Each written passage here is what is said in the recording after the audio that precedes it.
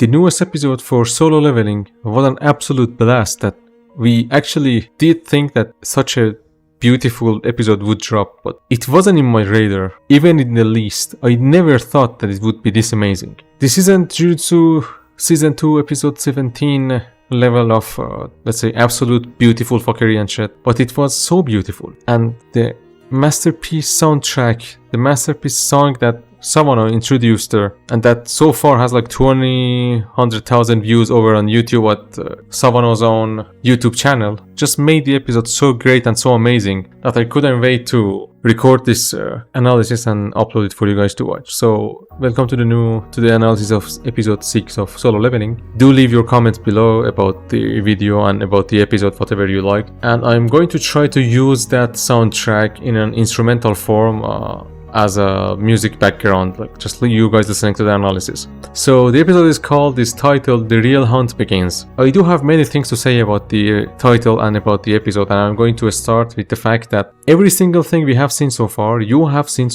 was just to bring us to this point, and I could compare what we saw here, episode 6 of Solo Leveling the anime, to Nier Automata. If you have played the game, you play route A, route B, and then route C is where the absolute best part of the story begins. You actually start to play the game at that point. The opening sequences of the game play at route C like 30 minutes or 20 minutes in. And I do compare Solo Leveling episode 6 to Nier Automata route C. As in, you've had the basis prepared for you in the last few episodes, in the last 5 episodes, and here you get to the point of no return. We are going to discuss and talk about that. We get to the point that we were all waiting for, and the point that the story finally begins. First of all, I also had a very, very big fear about the anime, about Solo Leveling anime, and that was if the production committee, or let's say the studio that is A1 Pictures working on the anime, would actually try to give us the same treatment they did with Nier Automata. And I feared that the fights wouldn't be that nice, and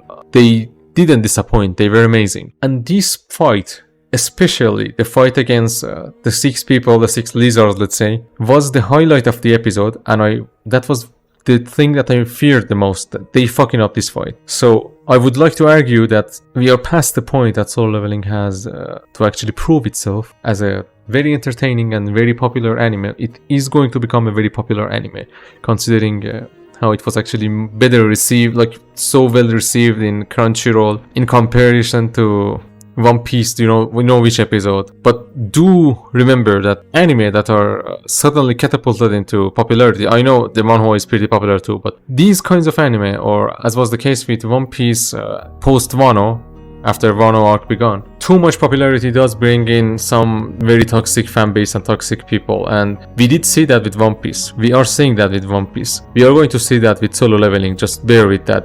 It's just a cycle of life and stuff. So talking about Jinwoo, let's say, his mindset and what happened to him here. We have the point of no return, as he mentioned it himself. So do take into account that Sung Jinwoo is a normal human being before this point, of course. Like all of us, or let's say he is much more normal than us. And pretty honest and pretty innocent guy, let's say, that is trying his best to provide for his family, for his mother and for his daughter, for his sister. And this person was forced to kill, so was forced to murder. That's a huge deal for that person. I know, and I do realize that it's a pretty common cliche and common trope in anime, in shonen and battle shonen anime. Do remember that what the anime is actually a power fantasy. Do not expect Attack on Titan from power fantasy. Do not expect Naoki Urasawa's monster level of character development and shit from a power fantasy that is Solo Leveling. Do compare Solo Leveling to anime and manhwa and manga that are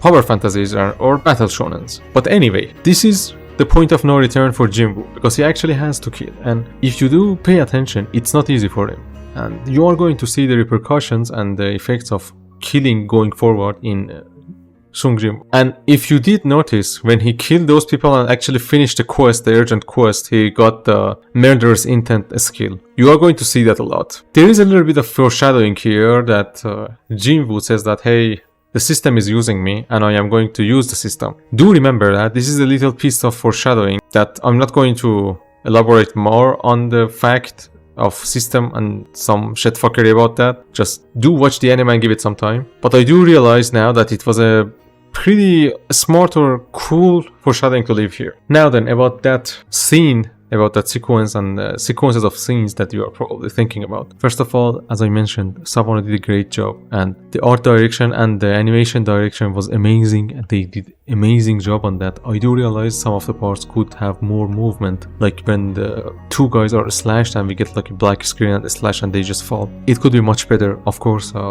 We would have preferred, anyone would have preferred like a full movement thing with them being slashed. But do realize that still they managed to give us a pretty fascinating and amazing experience as anime watchers.